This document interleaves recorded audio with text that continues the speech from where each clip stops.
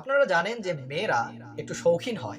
তারা শখের বশে বিড়াল পোষে, পাখি পোষে, কবুতর পোষে, অনেকেই আবার খরগোশও পোষে।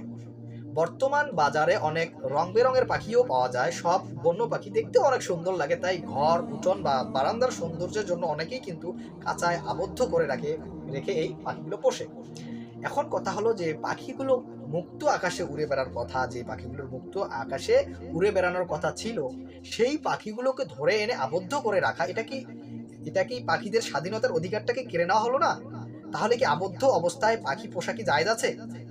এটার উত্তর দেওয়ার আগে আরো একটা প্রশ্ন, তা হলো যে শুধু পাখি নয়, অনেকেই আবার পাত্রের মধ্যে পানি রেখে মাছ পোষে। এখন কথা হলো, পাখি পোষা আর পাত্রে মাছ পোষা দুটোর বিধান তো একই। তাহলে এই আবদ্ধ অবস্থায় কি মাছ এবং পাখি পোষা জায়েজ আছে? উত্তর হলো যে সৌন্দর্য বা বিলাসিতার জন্য পাখি বা মাছ পোষা বৈধ আছে।